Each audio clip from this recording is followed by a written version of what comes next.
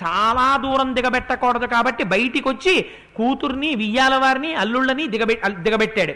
వాళ్ళందరూ కలిసి అయోధ్యానగరం వైపుకు వెళ్ళిపోతున్నారు. వెళ్ళిపోతుంటే మృగాలు ప్రదక్షిణంగా తిరుగుతున్నాయి, పక్షులు భయంకరంగా అరుస్తున్నాయి. దశరథ మహారాజు గారికి భయం వేసింది. వశిష్ఠుణ్ణి పిలిచి అడిగాడు, పక్షులు భయంకరంగా కూస్తున్నాయి, నిష్కారణంగా దిక్కుల్లో చీకటి కమ్ముతోంది, గాలి వ్యాకులంగా వీస్తోంది, మంగళప్రదమైన వృక్షాలు నేల మీద పడిపోతున్నాయి, కానీ మృగాలు మాత్రం ప్రదక్షిణంగా తిరుగుతున్నాయి, ఏమిటి దీనికి అర్థం అని అడిగాడు. ఏదో దైవీ సంబంధమైనటువంటి విపత్తు వస్తోంది, కానీ మృగములు ప్రదక్షిణంగా తిరుగుతున్నాయి కాబట్టి ఆ విపత్తుని నువ్వు అధిగమిస్తావని చెప్పారు. ఇంతలోకే ప్రళయకాల రుద్రుడు వచ్చినట్టుగా చేతిలో విష్ణుచాపం పట్టుకుని మహానుభావుడు వచ్చేసాడు పరశురాముడు. వచ్చేసి, నేను ఇవాళే విన్నాను, నువ్వు శివచాపాన్ని శివధనస్సుని ఎక్కుపెట్టావుట, శివధనుర్భంగం చేశావుట, అందుకని ఏమిటి నీ యొక్క గొప్పతనం, నేను నీ గురించి విన్నాను రామా, ఇదిగో ఈ విష్ణుచాపాన్ని కూడా ఎక్కుపెట్టి ఈ బాణాన్ని నారిలో సంధించన్నారు. అనేసరికి పాపం దశరథ మహారాజు గారు హడిలిపోయాడు. రథం దిగిపోయి ఆ పరశురాముడి దగ్గరికి వెళ్ళి, మహానుభావ, నువ్వు ఈ భూమండలం మీద ఉండేటటువంటి క్షత్రియులందరినీ సంహరించేశావు, ఇవాళ హిమవత్ పర్వతం మీద కూర్చుని తపస్సు చేసుకుంటున్నావు, నా బిడ్డలు ముక్కుపచ్చలారని వారు, ఇవాళే వివాహమైంది, భార్యలతో కలిసి వస్తున్నారు నూతన వధువులతో, నన్ను క్షమించు, పెద్దవాణ్ణి, లేక లేక లేక లేక పుట్టినటువంటి పిల్లలు, ఆ రాముణ్ణి చూసుకుని బతుకుతున్నాను, అందున రామా రామా రా విష్ణుచాపం ఎక్కుపెట్టంటున్నావు, ఆ రాముడి జోలికి వెళ్ళకు, నన్ను క్షమించని అడుగుతున్నాడు. కానీ ఒక పక్క దశరథుడు మాట్లాడుతున్నా రాముణ్ణి పిలిచాడు. పిలిచి, రామా నీ గురించి విన్నాను, ఏది ఈ విష్ణుచాపాన్ని ఎక్కుపెట్టన్నాడు.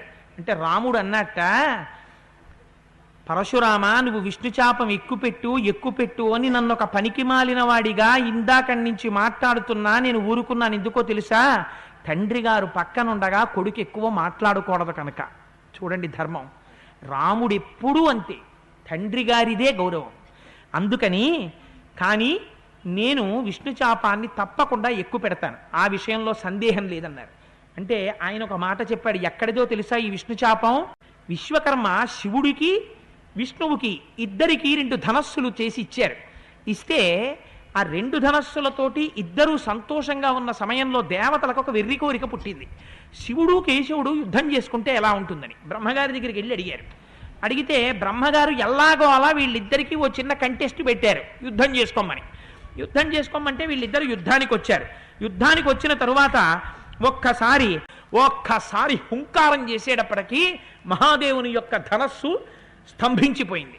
అంటే ఇంతకన్నా అజ్ఞానంతో కూడుకున్నటువంటిది ఇంకొకటి ఉంటుందా శివకేశవుల మధ్య? చంద్రశేఖర పరమాచార్య దీని గురించి అద్భుతమైన వ్యాఖ్య చేశారు.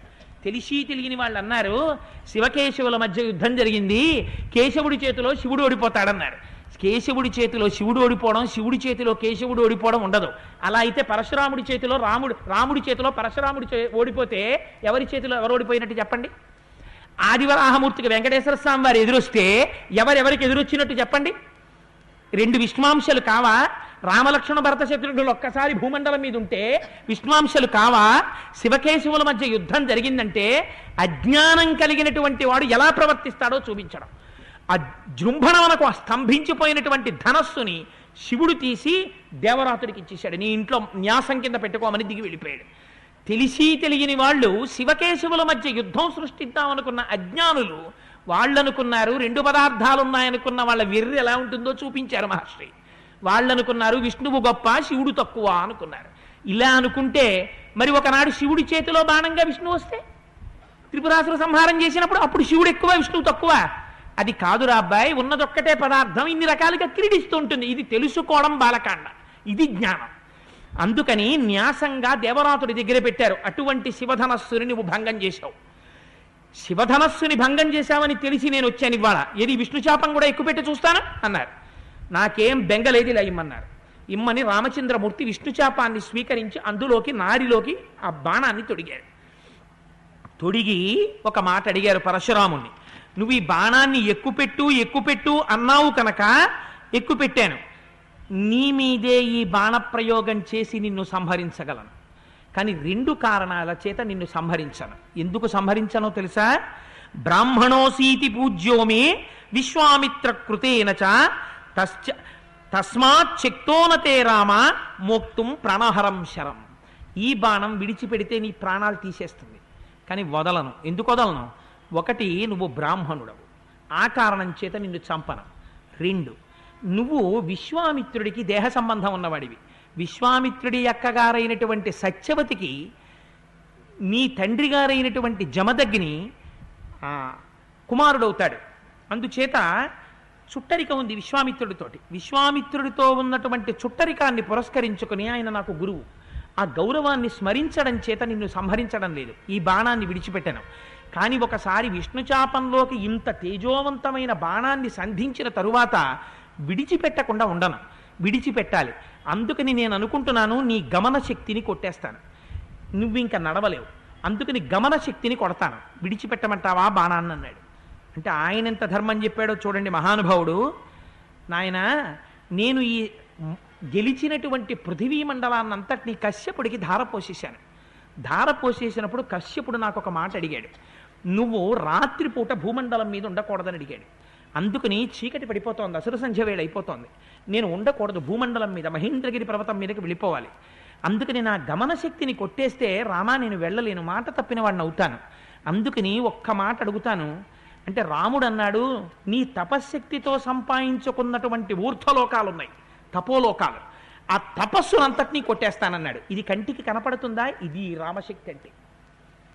అంటే పరశురాముడు అన్నాడు కొట్టేయమన్నాడు, బాణం విడిచిపెట్టాడు. పరశురాముడు తపస్సు చేత సంపాదించుకున్నటువంటి లోకములను కొట్టేశాడు ఆ బాణాలతో. వెంటనే వడివడిగా నడుచుకుంటూ పరశురాముడు మహేంద్ర పర్వతం మీదకి వెళ్ళిపోయాడు.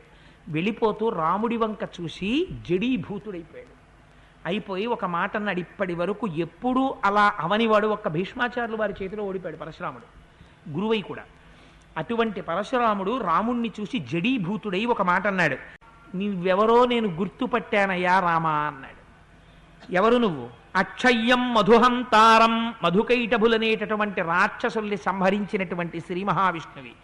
జానామిత్వాం సురేశ్వరం, నువ్వు దేవతలకి అధిపతి అయిన శ్రీ మహావిష్ణువి. ధనుషోస్య పరామర్శ్య త్వస్థితేస్తు పరం తపా, అటువంటి నీకు స్వస్తి యగుగాక. ఇంకా నా అవసరం భూమండలం మీద లేదు, నేను మహేంద్ర పర్వతం మీదకు వెళ్ళిపోతున్నానని పరశురాముడు వెళ్ళిపోయాడు. సంతోషంగా దశరథ మహారాజు గారు తన బిడ్డల్ని తీసుకుని అయోధ్యానగరానికి చేరుకున్నారు.